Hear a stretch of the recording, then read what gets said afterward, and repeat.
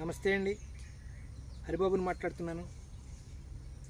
మనం అవినీతి మీద ఒక చిన్న వీడియో తీద్దామండి. ఇప్పుడు 4-5 ఏళ్ళ నాడు తీసా ఒకటి.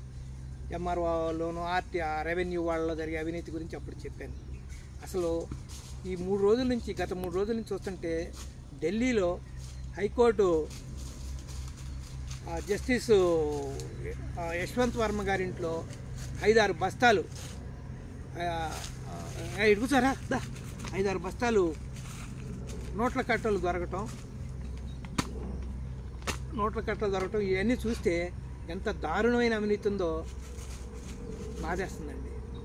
యశ్వంత్ వర్మ గారింటో జస్టిస్ ఇంటో 5-6 బస్తాలు అంటే దరిదాపు కొంతమంది 50 అంటారు, కొంతమంది 75 కోట్లు అంటారు, కొంతమంది ఇంకా ఎక్కువ చెబుతున్నారు. రకరకాల మీడియాలో ఎవరెవరు రకరకాలుగా చెప్తున్నారు.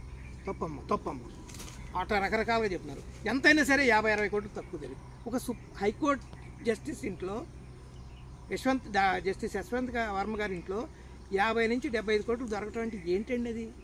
జీతం ఎంత? తప్పమ్మ జీతం ఎంత? ఉండటమేంటి? 14వ తారీఖు రాత్రి హోలీ రోజు అగ్ని ప్రమాదం జరిగిందంట. ఫైర్ సర్వీస్ వాళ్ళు వచ్చారంట, వాళ్ళు గమనించారంట. ఇవన్నీ గమనించి మరుసటి రోజు హైకోర్టు చీఫ్ జస్టిస్కి వెళ్ళిపోయింది. ఆ తర్వాత హైకోర్టు చీఫ్ జస్టిస్కి వెళ్ళినాక దేవేంద్ర కుమార్ ఉపాధ్యాయ ఆయన ఏం చేశాడు? 15వ తారీఖు మార్నింగ్ 9 గంటలకల్లా chief justice of supreme court Sanjiv Khanna గారికి చెప్పాడు. సంజీవ్ ఖన్నా గారికి చెప్తే ఆయన స్టన్ అయిపోయాడంట. ఇన్ని డబ్బులు దొరకటం ఏంటి అని. ఎంత దారుణమైన విషయం అండి, ఎంత దారుణమైన విషయం. హైకోర్టు జస్టిస్ ఇంటో, ఢిల్లీ హైకోర్టు జస్టిస్ ఇంటో 50 నుంచి 75 కోట్ల రూపాయలు దొరకటమా? లెక్క తెలియలేదండి. ఇంకా దాస్తున్నారు. సరే, ఇది అయిపోయింది, ఎంక్వైరీ అయ్యమన్నారు, అంతా బాగుంది. అంతలో ఆయన ఫైర్ సర్వీసెస్ చీఫ్ వస్తాడు, అతుల్ గర్గ్ అని. ఆయన వచ్చి అంటాడు అసలు ఏమీ దొరకలేదు అన్నట్టుగా మాట్లాడతాడండి. ఆయన ఏమన్నా చిన్న ఫైర్ సర్వీస్ ఇన్స్పెక్టరా? ఆయన ఎవరండి? Delhi fire service chief. ఆయన ఏమంటాడు? అతడు ఏమి జరగలేదన్నట్టుగా మాట్లాడతాడు. అంటే మళ్ళీ అనుమానం, అంటే ఇక అనుమానం క్రియేట్ చేసి జనాలను కన్ఫ్యూజ్ చేసి ఏమీ లేదన్నట్టుగా మసిపూసి మారాడు కైగేయటానికి. ఒక్క వార్తతో దేశమంతా అసలు ఇంతకన్నా దారుణం. 14వ తారీఖు రాత్రి బయటపడితే 15వ తారీఖు మార్నింగ్ చీఫ్ జస్టిస్కి తెలిస్తే, సుప్రీంకోర్టు చీఫ్ జస్టిస్కి 21వ తారీఖు దాకా వార్త ఎందుకు బయటకు రాలేదండి? ఎంత దారుణం అండి. 6 రోజులు దాచేస్తారు మీరు వార్తనే. అదే చిన్న ఉద్యోగస్తులు ఇంట్లో దొరికితేనేమన్నా బయట పెడతారా? ఆడు 100, 1000, 10,000 వాళ్ళు లంచాలు తీసుకుంటే ఎస్ఐలు, సిఐలు, రెవెన్యూ వాళ్ళు, పొలిటీషియన్స్ కానీ ఎవరిని తీసుకున్నా బయటేస్తారా? జస్టిస్ హైకోర్టు జస్టిస్ ఇంట్లో దొరికితే మాత్రం 6 రోజులు దాచిపెడతారా? ఎంత అన్యాయం అండి ఇది. తప్పు కదా. ఎవరు తప్పు చేసినా తప్పే. ఇప్పుడు దాకా దేశంలో ఏమన్నా కొద్దిగా గొప్ప నమ్మకం ఉందంటే న్యాయ వ్యవస్థ మీద ఉందండి. న్యాయ వ్యవస్థ మీద ఉంది. అలాంటిది మీరు కూడా 5 రోజులు 6 రోజులు దాచేసి ఇప్పటికి అతుల్ గారు ఎవరో ఫైర్ సర్వీస్ చీఫ్ అతుల్ గారు అన్నట్టు ఇంకా ఉంది, లేదు, దొరకలేదు అనుమానాస్పదంగా చెబుతున్నారు. దాని మీద కమిటీ చేశారు సంజీవ్ ఖన్నా గారు. ఇవాళ 24వ తారీఖు అనుకుంటాను, ఇవాళ బయటపడింది. ఆ కమిటీలో ఏదో జరిగింది, ఉన్నాయి, దొరికినాయి అన్నట్టు ప్రాథమిక నివేదిక అంట. ప్రాథమిక నివేదిక ముందు 21వ తారీఖే దేశం మొత్తం తెలిసిపోయింది ఈ గబ్బు. తప్పు కదండి అది. ఒకప్పుడు ఎక్కడో ఒకళ్ళు చేసేవాళ్ళు, సుప్రీంకోర్టు కానీ హైకోర్టు లెవెల్లో, జడ్జీల లెవెల్లో. ఇప్పుడు ఎక్కువ చేస్తున్నారండి, ఎక్కువ చేస్తున్నారు. కింది స్థాయి కోర్టు నుంచి, ఇంకా మీరు చెప్పాలంటే జిల్లా స్థాయి కోర్టుల నుంచి, తాలూకా స్థాయి, జిల్లా స్థాయి కోర్టు నుంచి, హైకోర్టు నుంచి సుప్రీంకోర్టు దాకా ఈ గబ్బు ఉందండి. ఉంది సార్, నేను చెప్తున్నాను. ఎందుకంటే 2010లో నేను ఒక సుప్రీంకోర్టు జస్టిస్ మీద, అప్పుడు చీఫ్ జస్టిస్ గారు ఎస్హెచ్ కపాడియా గారు ఉండగా నేను కంప్లైంట్ ఇచ్చానండి. నాకు తెలుసు ఒక ల్యాండ్ గ్రాబర్ గచ్చిబౌలిలో ఏ విధంగా స్టాజ్ వైజ్ మేనేజ్ చేసుకుని, చూడండి ఇదిగో డేట్ కూడా 21/12/2010. అప్పుడు ఎస్హెచ్ కపాడియా గారు ఉండేవాడు. ఎంత గొప్ప మనిషి అంటే ఆయన అడ్వకేట్ కూడా కాదు. ఫస్ట్ ఒక అడ్వకేట్ దగ్గర గుమ్మస్తా అంట, కష్టపడి తర్వాత చదువుకుని అడ్వకేట్ అయ్యాడు. అడ్వకేట్ తర్వాత గవర్నమెంట్ లీడర్ అయ్యాడు. ఆ తర్వాత హైకోర్టు జస్టిస్ అయ్యాడు. తర్వాత సుప్రీంకోర్టు జస్టిస్ అయ్యాడు. తర్వాత సుప్రీంకోర్టు చీఫ్ జస్టిస్ అయ్యాడు. చాలా గొప్ప మనిషి. అలాంటి ఆయన టైంలో ఆయన టీంలో ఒక జస్టిసు, ఆయన అసిస్టెంట్ ఒక ఆమె టోకెన్లు తీసుకుని డబ్బులు తీసుకుంటే జడ్జిమెంట్ ఇది చేస్తుంటే నా కేసే ఆయన బెంచ్ మీదకి వచ్చింది సుప్రీంకోర్టులో. అదే కేసు ఇదే ల్యాండ్ గ్రాబరు కింది స్థాయి నుంచి ల్యాండ్ గ్రాబింగ్ కోర్టు నుంచి మేనేజ్ చేసుకుంటూ వచ్చాడండి.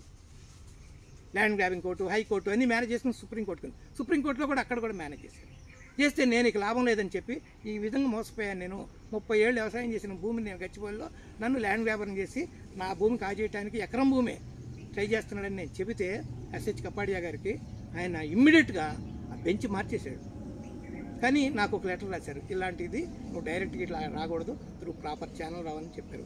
ప్రజలు కూడా నేను చెప్తున్నాను, అందరూ ఇదే విధంగా నేను రాసినట్టుగా ఈ విధంగా మీరు రాయకూడదు, తప్పు. సుప్రీంకోర్టు అంటే మనకి న్యాయ వ్యవస్థ అంటే ఒక నమ్మకం ఉంది మనకి. అందరూ ఎవరు పడితే అట్లా లెటర్లు రాయటం, అన్యాయం జరగంగా రాయటం కాదు. నేను భరించలేకపోయా అప్పుడున్న అవినీతిని, మొత్తం ఎక్కడ చూసిన అవినీతి.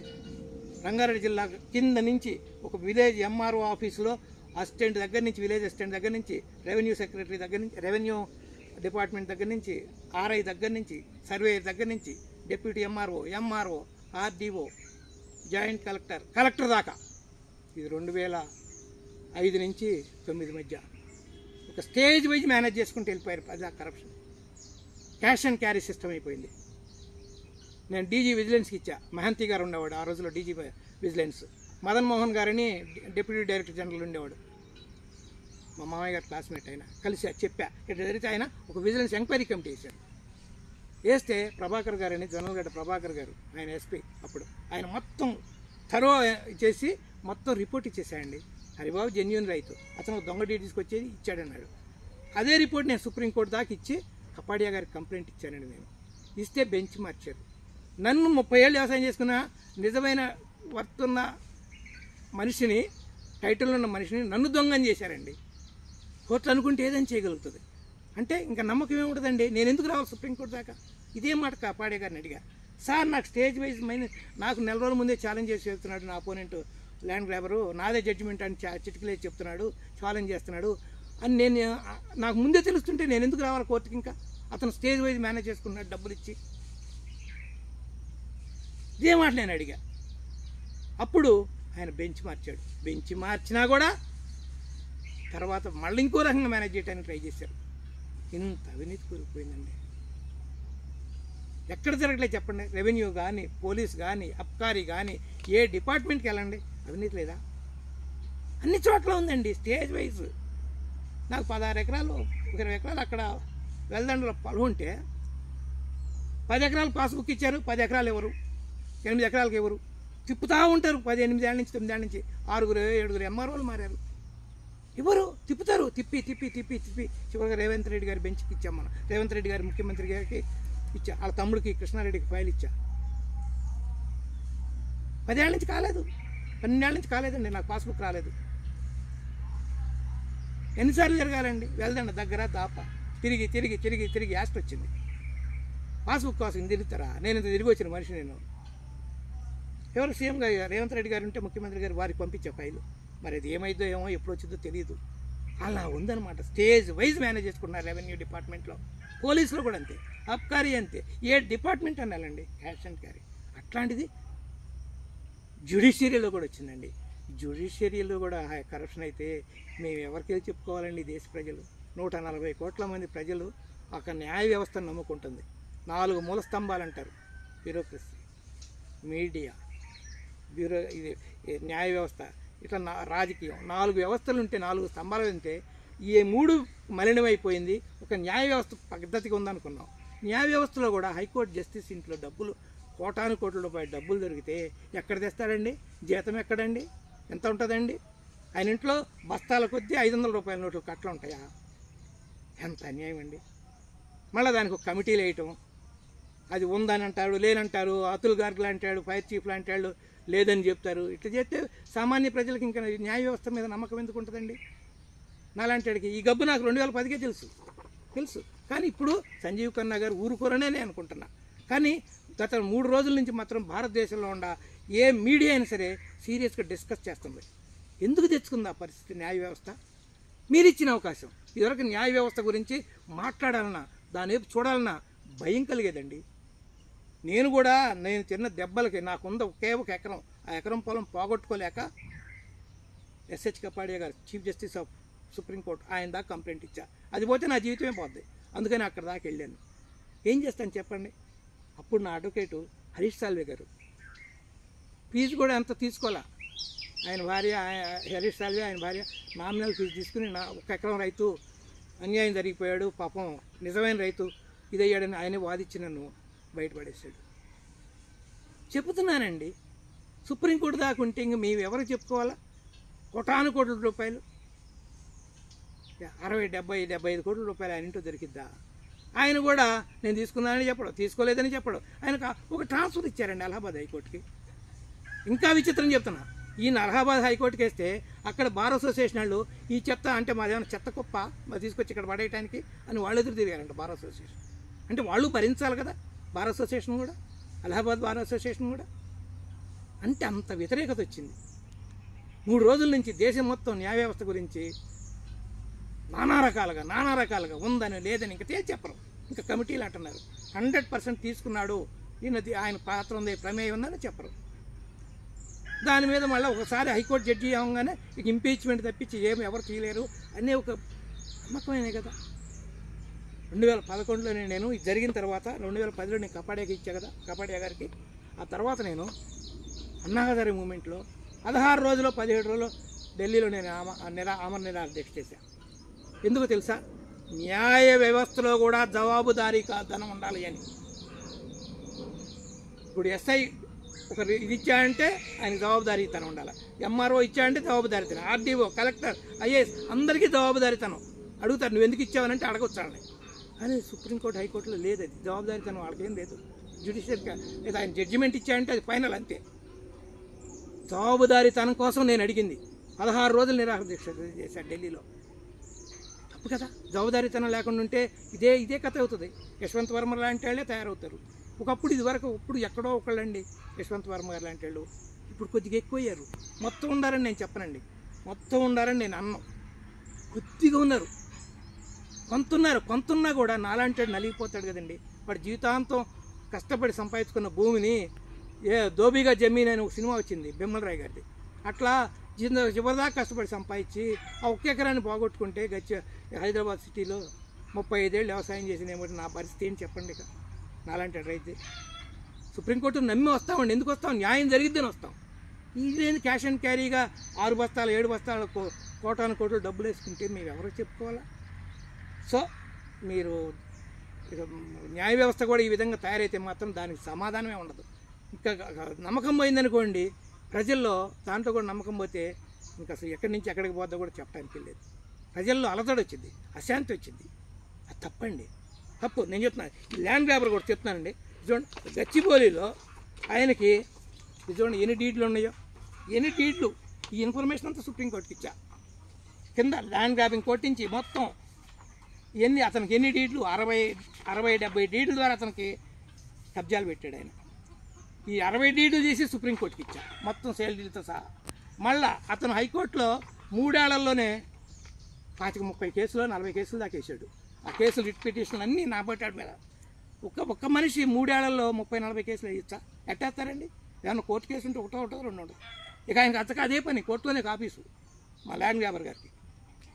చూడండి ఎన్ని రిట్ పిటిషన్లే, దీంట్లో ఎక్కువ ఉన్నాయండి. ఇవన్నీ రిట్ పిటిషన్లు చూడండి, ఎన్ని రిట్ పిటిషన్లే నంబర్లతో సహా ఉన్నాయి. హైకోర్టులో ఎప్పుడెప్పుడు ఏ కేసు వేసింది ఇదనమాట. ఇవన్నీ రిట్ పిటిషన్లు చూడండి, ఇదంతా అది హైకోర్టులో ఆయన వేసిన కేసుల వివరాలు, డీటెయిల్స్ 30-40 కేసులు ఉన్నాయండి. ఇవన్నీ తప్పు కదా. ఒక మనిషి హైకోర్టుని అడ్డాగా పెట్టుకుని అక్కడే ఆఫీస్ పెట్టి చేస్తున్నాడు అంటే ఎంత బేయిజ్జత్ అండి, ఎంత పరువు తక్కువ ఉండే న్యాయ వ్యవస్థకి. గమనించొద్దా? ఏంటి బార్ వస్తున్నాడు ఇతను హైకోర్టుకి, ఇదే అడ్డాగా పెట్టుకుని చేస్తున్నాడా అని అతను ఆలోచించాలిగా. ఎంతమంది జడ్జీలు పేర్లు కూడా చెప్పా నేను కపాడియా గారికి ఇచ్చిన దీంట్లో ఎవరెవరు ఎక్కడెక్కడ ల్యాండ్ గ్రాబింగ్ కోర్టు నుంచి హైకోర్టు దాకా ఎవరెవరు పేర్లతో సహా ఎట్లా ఏ విధంగా చేస్తున్నారో కూడా మొత్తం డీటెయిల్స్ ఇచ్చారండి. ఎన్ని పేజీలు అంటే ఇదిగో 13 పేజీలు, 10 పేజీలు మొత్తం రాశాను. 10 పేజీలు. ఇదంతా నేను ఇచ్చిన కంప్లైంటే. మొత్తం ఎవరెవరు స్టేజ్ వైజ్ ఎట్ట మేనేజ్ అవుతుంది మొత్తం రాసుకొచ్చా. అసలు ఇంకో బుక్ ఇచ్చా, జస్టిస్ బిఎస్ఏ స్వామి అని ఒక ఆయన, బీసీ అనుకుంటాను ఆయన బుక్ రాశాడు, ఏ క్యాస్ట్ క్యాప్చర్స్ ఏపీ జ్యుడిషియరీ అని. అప్పుడు ఉమ్మడి ఆంధ్రప్రదేశ్ హైకోర్టు ఏ క్యాస్ట్ క్యాప్చర్స్ ఏపీ జ్యుడిషియరీ అని ఒక బుక్ రాశాడు. ఆ బుక్ కూడా నేను ఢిల్లీకి పంపించానండి. దాంట్లో జడ్జీలు ప్రిడిగ్రీ రాశాడు ఆయన జస్టిస్ అయ్యి ఉండి ఈ జస్టిస్ ఇది ఈ జడ్జిమెంట్లు ఇంప్లిమెంట్ చేశాడని బుక్కే వేసాడు ఆయన. హైకోర్టు జస్టిస్ మేము కాదు, సామాన్యులం కాదు. అది కూడా పంపించాను నేను ఢిల్లీ. సో ఇంత ఉందండి. చివరికి నేను I only plate immortals should not effect the immortals morals అని ఒక కామెంట్ పెట్టి క్లోజ్ చేసేసాను. ఇది నా అడ్వకేట్, ఒక చిన్న అడ్వకేట్, ఆయన రాసి ఇచ్చాడు. ఇది ఆయన పెట్టింది, ఆయనే ఈ కంప్లైంట్ రాసి ఇచ్చింది నాకు. ఏం చేస్తాను, నీకు ఆయన కూడా తెలిసిపోయింది జడ్జిమెంట్ రాదని, వెళ్ళిపోయిన సుప్రీంకోర్టులో కపాడియా గారి దగ్గర స్టాండ్. సో యశ్వంత్ వర్మ గారి విషయంలో మాత్రం సంజీవ్ ఖన్నా గారు కాంప్రమైజ్ కాకూడదు. ఆయన ఇంపీచో డిస్మిసో ఏదో చేయాలండి. యాక్షన్ తీసుకోకపోతే 140 కోట్ల మంది ప్రజల్లో న్యాయ వ్యవస్థ మీద, జ్యుడిషియరీ మీద నమ్మకం సన్నగిల్లిందంటే ఇంకా అసలు వ్యవస్థలన్నీ కూలిపోతాయండి. అది బాధపడేస్తే నిజమండి, దారుణం. మోడీ గారు వచ్చిన తర్వాత 10 ఏళ్లలో కొంత కరప్షన్ తగ్గింది అనుకున్నా, రాజకీయంగా తగ్గింది. కానీ ఇదేంటండి, ఇది జ్యుడిషియరీ బ్యూరోక్రాట్స్లో కానీ ఐఏఎస్లో కరప్షన్ లేదా? ఎంత దారుణమైన కరప్షన్ అండి. కొంతమంది అందరినన్ను 10% చేశారనన్ను, కొంతమంది క్యాష్ అండ్ క్యారీ సిస్టమ్ అనుకున్నారు. ఆర్డీఓలు, ఎంఆర్ఓలు, పోలీసులు, డిపార్ట్మెంట్ అంతా క్యాష్ అండ్ క్యారీయే. ఎక్కడ అవకాశం దొరికితే విచిత్రం అండి. పోలీస్ ఆయన రెవెన్యూకి వెళ్తే వాళ్ళు లంచం అడుగుతారు. పోలీస్ ఆయన్ని రెవెన్యూకి వెళ్తే రెవెన్యూ ఆయన ఒక ఎంఆర్ఓ పోలీస్ స్టేషన్కి వస్తే వీళ్ళు తీసుకుంటారు ఆయన దగ్గర లంచం. ఎంత దారుణం అండి ఇది. వీళ్ళంతా మళ్ళీ హైకోర్టుకి వెళ్తే కోర్టులో లంచాలు తీసుకుంటారు వీళ్ళ దగ్గర. ఇదంతా దారుణం కదా, తప్పు కదా. సో వ్యవస్థ మారాలండి, మారాలా. ప్రజల్లో అశాంతి రాకూడదు. ముఖ్యమైన పిఎం గారు కూడా దీని మీద చాలా సీరియస్గా ఆలోచన చేయాలండి.